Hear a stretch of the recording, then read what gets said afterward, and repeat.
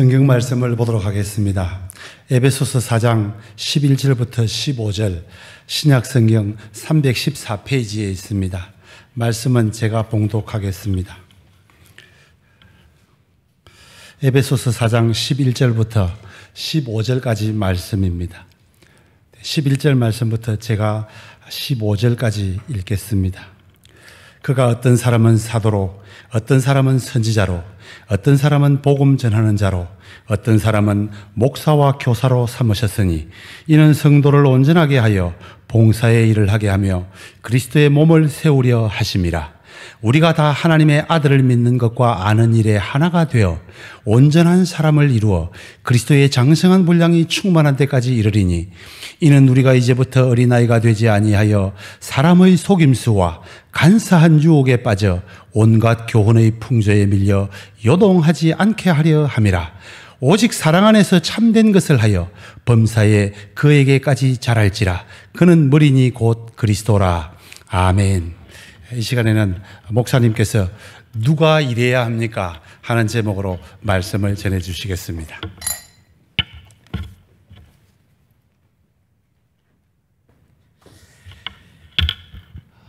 제목을 한번 다 같이 읽어볼까요? 시작. 정확하게 말하면 누가 교회 일 해야 합니까? 라는 뜻입니다. 오전에 제가 여러분의 직업이 하나님의 뜻을 이루는 일이다라고 말씀을 드렸습니다.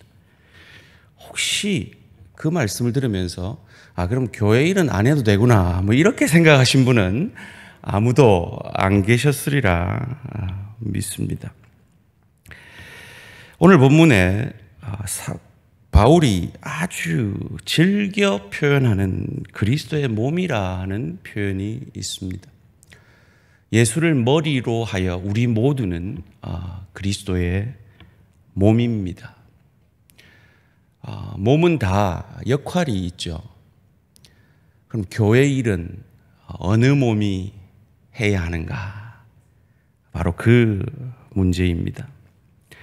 에베소 4장 11절에 보면 여러 직분들이 나옵니다. 그가 어떤 사람은 사도로, 어떤 사람은 선지자로, 어떤 사람은 복음 전하는 자로, 어떤 사람은 목사와 교사로 삼으셨으니 여기 여러 직분이 나오는데요. 하나하나 살펴보기를 원합니다. 사도는 우리가 잘 아는 대로 예수님께 직접 가르침을 받은 예수님의 제자들을 사도라 그럽니다. 그리고 그 예수님의 제자들에게서 교육을 받은 사람들을 속사도라 그럽니다. 그리고 그 속사도들에게서 교육을 받은 사람을 교부라 그럽니다. 무슨 말입니까? 오늘날에는 없는 직분이라는 겁니다. 초대교회에 말씀을 세우고 주의 교회를 기초를 닦는데 하나님이 단회적으로 사용하신 직분이라는 것입니다. 또 선지자의 직분이 나옵니다. 신학자들은 마지막 선지자를 세례 요한이다라고 말합니다. 무슨 말입니까? 오늘날에는 없는 직분이라는 것입니다. 그리고 세 번째 나오는 직분이 좀 논란이 많은 복음 전하는 자라는 직분입니다. 이것을 보편적으로 오늘날 그리스도인들이 복음을 전해야 한다라는 그런 차원에서는 오늘날도 유효한 직분이라 여겨질 수 있지만 사실은 여기서 쓰여진 표현은 성경에 단 3군데밖에 나오지 않습니다. 빌립과 디모데와 에바브라에게 쓰여진 단어입니다. 하나님의 사람이 복음 전하는 건 지극히 당연하지만 직분으로서의 여기서 나오는 복음 전하는 자는 그 시대에 단회적인 직분이었다라는 것입니다. 결론적으로 얘기하면 오늘 이 본문 가운데 나오는 세 직분은 현재는 존재하지 않는 직분이라는 것입니다. 마지막으로 나오는 직분이 목사와 교사라는 직분입니다. 이것은 두 직분 같지만 사실은 목사이자 교사인이라고 이해를 하시면 됩니다. 오늘날 유일하게 초대교회 이래로 계속되어진 직분이 목사이자 교사입니다. 그들이 하는 일이 무엇입니까? 12절 말씀 함께 읽겠습니다. 시작. 이는 성도를 온전하게 하여 봉사의 일을 하게 하며 그리스도의 몸을 세우려 하심이라. 목사이자 교사인 목회자가 하는 일은 성도를 온전하게 하는 것입니다. 여기서 온전하게 한다라는 이 표현은 복음서에 등장하는 제자 삼는다라는 표현의 서신서식 표현입니다. 즉 목사가 하는 일은 성도들을 제자 삼는, 예수의 제자 되게 하는 그 일을 감당하게 하므로, 그래서 예수의 제자로 세워져 감으로 성도들로 하여금 봉사의 일을 하게 하는 것이 목회자에게 주어진 가장 우선적인 사명이라고 오늘 바울은 가르쳐주고 있는 것입니다. 이를 통해서 이 봉사의 일을 하게 함으로 봉사 자체가 목적이 아니라, 일 자체가 목적이 아니라 그 일을 통하여 이루고자 하는 궁극적 목적이 이어지는 13절 가운데 나타납니다. 우리가 다 하나님의 아들을 믿는 것과 아는 일에 하나가 되어 온전한 사람을 이루어 그리스도의 장성한 분량이 충만한 데까지 이르리니, 즉 예수의 형상까지 닮아가게 하는 그 목적을 이루기 위해서 하나님이 주신 것이 뭐다? 봉사의 일이라는 것입니다. 직분이라는 것입니다. 교회 일이라는 것입니다. 더 나아가 여러분의 일상의 직업을 통해서도 그 일을 이루어 가신다는 것입니다. 제가 금요기도회 때 이 표현을 한번 썼더니 우리 장로님께서도 아주 인상적이었는지 제게 다시 한번 말씀을 하신 기억이 있는데요. 교회 일이라는 건, 제가 생각하는 교회 일이라는 건 이렇습니다. 아주 쉽게 손가락 하나만으로 옮길 수 있는 널따란 스펀지, 스티로폴 널빤지를 이쪽 코너는 송 장로님이 드세요. 저쪽 코너는 박 장로님 드시고, 이쪽 코너는 전 장로님 드시고, 이쪽 코너는 김 장로님 드세요. 제가 중간을 바칠게요. 이러면서 옮겨내는 것이 교회 일이다라는 생각을 저는 늘 합니다. 쉽게 하는 건 저 혼자 잡아서 옮기는 겁니다. 그런데 하나님은 그걸 원치 않으시고 목사가 할 수 있는 그 일을 목사가 하지 아니하고 목사로 하여금 성도들을 온전하게 해서 봉사의 일을 성도들에게 맡김으로 그 봉사의 일을 성도들이 감당해낼 때 예수의 형상까지 자라나게 된다는 것입니다. 이것이 하나님의 방법이라는 것입니다. 좀 전에 우리 김상환 집사님 기도할 때 주의 일하면서 시험 들지 않게 해주시옵고 이렇게 간절히 기도하셨는데요. 어디 그게 내 마음처럼 됩니까? 교회 일을 하면서 시험 들지 않는 사람은 없습니다. 시험에 드는 일이 반드시 생깁니다. 왜요? 나도 죄인이고 함께 일하는 내 지체도 죄인이기 때문입니다. 수준적으로 말이죠. 그래서 내 지체의 모난 부분과 나의 모난 부분이 어쩔 수 없이 일하다 보면 부딪히게 되어 있습니다. 그건 필연적인 겁니다. 그건 교회 옮긴다고 해결되는 게 아닙니다. 부서 옮긴다고 해결되는 게 아닙니다. 그건 우리를 빚어가시는 하나님의 필연적인 방법입니다. 그래서 14절 말씀이 우리에게 이렇게 말하고 있지 않습니까? 이는 우리가 이제부터 어린아이가 되지 아니하여. 어린아이는 어떤 자입니까? 노력하지 아니하고 그 노력의 혜택만 보려는 사람이 어린아이 아닙니까? 어린아이는 어떤 사람입니까?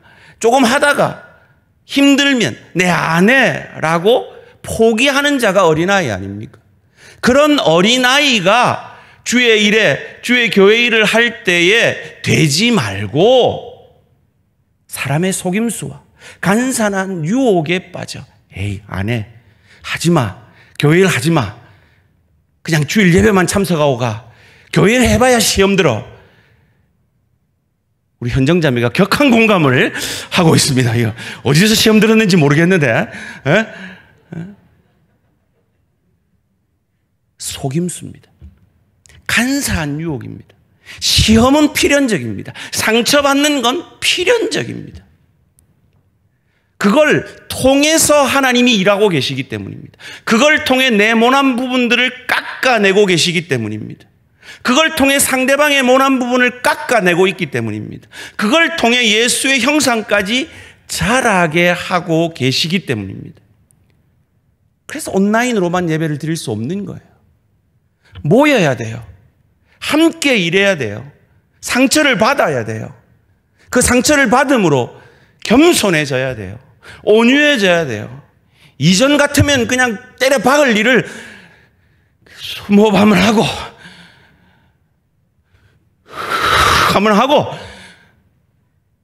그래요. 내가 잘못했나벼. 이를 악물고 손잡아주고 노력하고 그래도 함께 일하려 해가는 것을 통해서 하나님은 우리를 빚어가시는 거예요. 우리를 그리스도 예수의 형상까지 자라게 하시는 거예요. 그거 이루려고 여러분에게 직분 준 거지. 하나님 여러분 없으면 일 못한대요? 아니에요. 그 축복을 저와 여러분이 받아 누려서 이 15절의 축복을 이루기 원하시기 때문입니다. 함께 읽습니다. 시작. 오직 사랑 안에서 참된 것을 하여 범사에 그에게까지 자랄지라. 그는 머리니 곧 그리스도라. 믿으십니까? 그에게까지 자라게 하시기 위해서요. 근데 사단은 우리를 끊임없이 유혹합니다. 그런 과정 없이도 잘할 수 있어. 가난한 성도라도 예수 닮아갈 수 있어. 아닙니다. 그게 맞다면 하나님이 교회를 세우실 이유가 없었습니다. 봉사 안 해도 그럴 수 있어. 아닙니다. 봉사하지 않고는, 직분 감당하지 않고는 내 모난 부분이 드러나지 않습니다. 내 죄된 부분이 드러나지 않습니다. 봉사해야, 함께 일해봐야, 부딪혀봐야 내가 어떤 부분에 모난 사람인지, 어떤 부분에 빚어져야 될 사람인지, 어떤 부분에 겸손해져야 되는지가 드러나게 되기 때문입니다. 근데 사단은 끊임없이 우리를 아니라고 유혹합니다. 봉사 안 해도 돼. 안 섬겨도 돼. 직분 감당 안 해도 돼. 라고 말이죠. 상처받는 일 하지 마. 구역장 해봐야 상처받게 더 받니? 네 아니라도 속 키울 사람 많아. 저 권사님 보고 속 키우라 그래. 그렇게 우리를 유혹한단 말이에요. 마태복음 4장 6절을 함께 읽겠습니다. 시작. 이르되 내가 만일 하나님의 아들이거든 뛰어내리라 기록되었으되 그가 너를 위하여 그의 사자들을 명하시리니 그들이 손으로 너를 받들여 발이 돌에 부딪히지 않게 하리로다 하였느니라. 이 시험은 참 재밌는 시험입니다. 여기 보면 기록되었으되 사단이 지금 뭘 인용하고 있습니까? 성경을 인용해서 예수님을 유혹하고 있습니다. 어떤 성경입니까? 시편 91편인데요. 시편 91편에 보면 내가 너를 위하여 그의 천사들을 명령하사 내 모든 길에서 너를 지키게 하심이라. 그러면서 이어지는 본문 가운데 이렇게 얘기합니다. 12절에 그들이 그들의 손으로 너를 붙들어 발이 돌에 부딪히지 아니하게 하리로다 라는 이 시편을 사단이 인용하면서 예수님을 유혹하고 있는 거예요.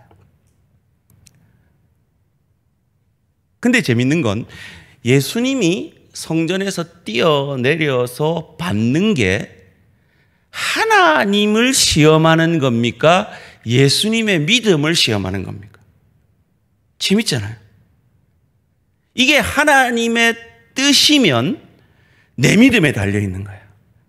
내가 믿음으로 받아주시려 믿습니다 하면서 뛰어내려서 받아주면 내 믿음이 월크한 거예요. 내 믿음이 작동한 거예요. 그런데 안 받아지면 내가 시험에 든 거예요. 내가 믿음이 없는 거예요. 그런데 사단은 이걸 하나님을 시험하는 것으로 표현하고 있다는 거예요. 예수님도 하나님을 시험하지 말라라고 표현하는 거예요. 하나님의 뜻이 아니라면 괜히 성전에서 뛰어내리는 것은 하나님은 얼마든지 받아줄 수 있어요.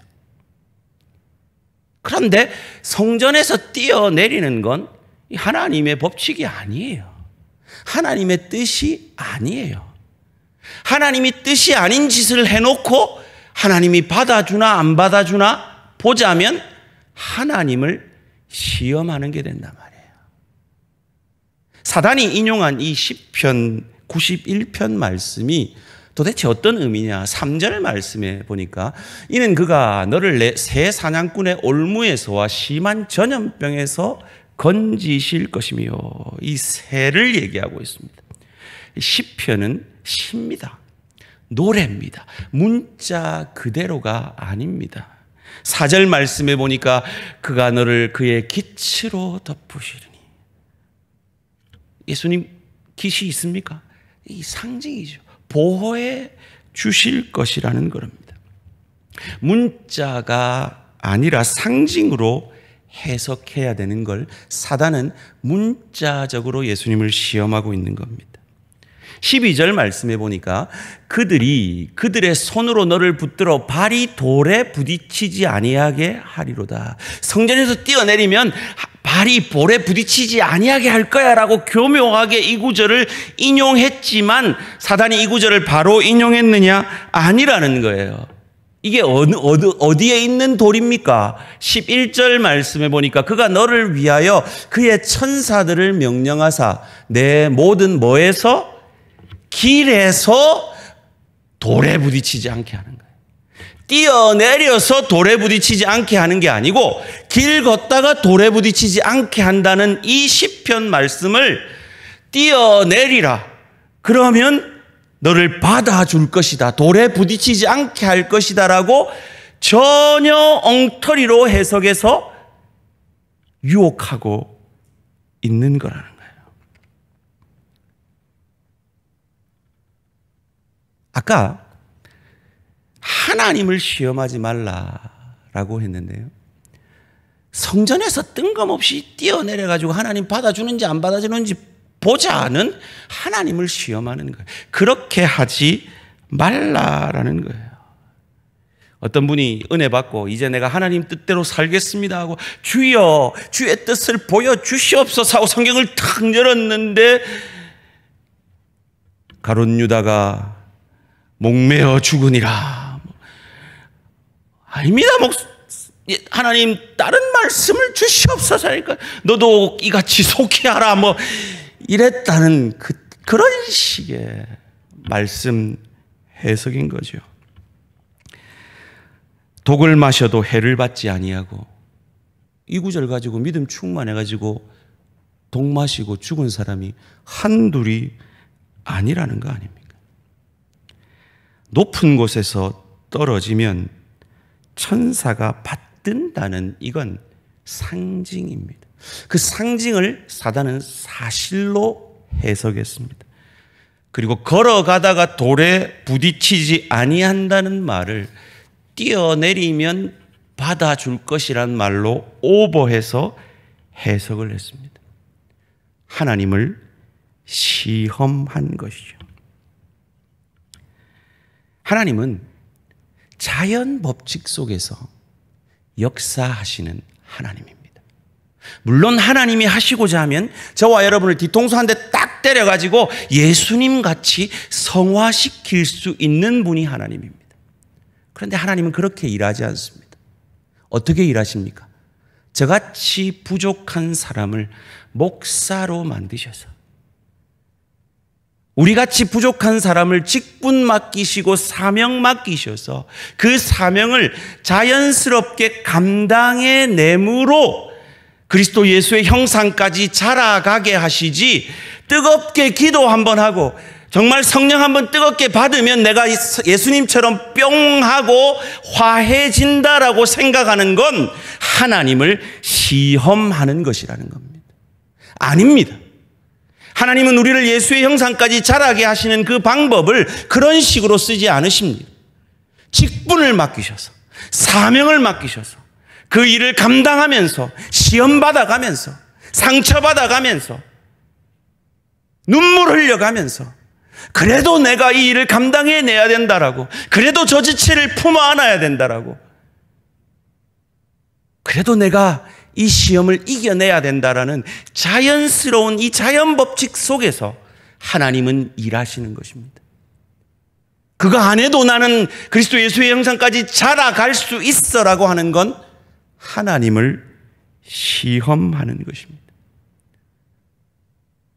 내가 내 뜻을 정해놓고 무조건 하나님 주실 줄 믿습니다, 허락하실 줄 믿습니다, 물어본 적도 없이 내 소원만 가지고 가놓고는 안 들어주면 하나님 왜 나를 시험에 들게 하십니까? 이러지 말라는 것입니다. 시편 91편 2절 말씀 다 같이 함께 읽겠습니다. 시작. 나는 여호와를 향하여 말하기를 그는 나의 피난처요 나의 요새요 내가 의뢰하는 하나님이라 하시니 뛰어나 주십시오. 여러분, 이런 고백을 누가 할 수 있습니까? 자기 힘으로 사는 사람은 못합니다. 자기 자신에게 절망하지 않은 사람은 이 고백을 못합니다. 자기 자신에게 절망하고 내가 이거밖에 안 되나, 내가 주의 일을 한다면서도 이 정도밖에 안 되나, 그런 고백을 하는 사람에게 이 고백이 있는 겁니다. 아, 나는 아니군요. 주님이 내 피난처시군요. 주님이 내 요새시군요. 내 힘으로 안 되는 이 사명, 주를 의뢰함으로 감당하겠습니다. 이 고백이 저와 여러분의 고백이기를 주님의 이름으로 축원합니다. 하나님은 초자연적인 기적으로 우리를 예수 닮게 하지 않으십니다.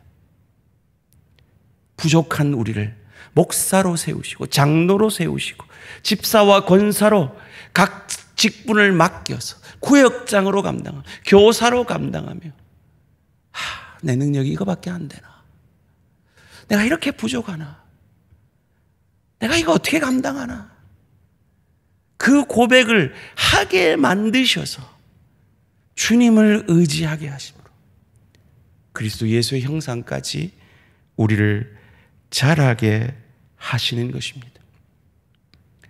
그것을 위해 하나님이 만드신 두 기관이 가정과 교회입니다. 이 두 기관은 깰 수도 있지만 깨기 힘든 두 기관입니다. 저 여자랑 안 살 수도 있고 이 교회에 안 다닐 수도 있지만 그것이 참 어려운 것이 이 두 기관의 공통점입니다. 그 어려움을 통해 감당해내시는 겁니다. 그 어려움을 감당해내심으로 예수 닮아가게 되시는 겁니다. 그리스도의 장성한 분량에까지 자라가게 되시는 겁니다. 제가 우리 교회에 와서 처음 당회를 하면서 우리 장로님들께 이렇게 말씀을 드렸습니다. 제가 장로님들 말씀을 듣겠습니다. 그러니 장로님들도 가셔서 각 위원회 부서에 있는 권사님들과 집사님들의 말씀을 듣고 오십시오. 그리고 그분들이 일하게 해주십시오. 그분들이 신명나게 일하게 해주십시오. 그분들이 소신 있게 책임감을 가지고 권리를 가지고 일할 수 있게 해주십시오 라고 부탁을 드렸고, 그 시스템을 저희 교회가 만들어가고 있는 과정에 있습니다. 그리고 그 일에 가장 모범적인 위원회 중에 한 위원회가 재정관리위원회입니다. 질서를 세워감에 있어 때로 우리에게 부담이 되고 상처가 되어지는 일들이 있습니다. 그러나 그 일들 속에서 하나님은 우리를 빚어가고 계십니다. 그 우리를 빚으심을 통해 하나님의 일을 이루어가고 계십니다.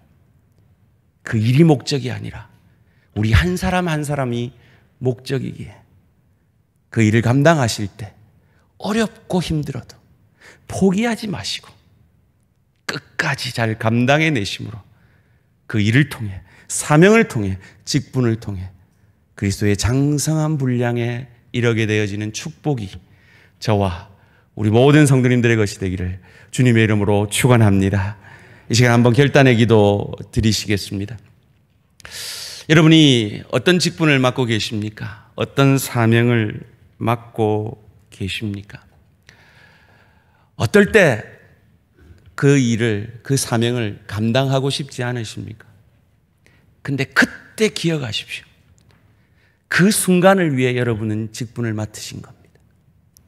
그 순간에 그것을 감당해내므로 하나님은 저와 여러분을 예수의 형상으로 빚어 가시는 역사를 이루고 계신 겁니다. 하나님, 내가 이 직분 감당하기 싫을 때, 이 사명 감당하기 싫을 때 이 말씀이 생각나게 하시고 그 어려움을 통해 그리스도의 장성한 분량에까지 자라가는 축복이 있게 하여 주시옵소서. 우리 사회자 장로님 나오실 때까지 다 같이 결단의 기도 드리시겠습니다.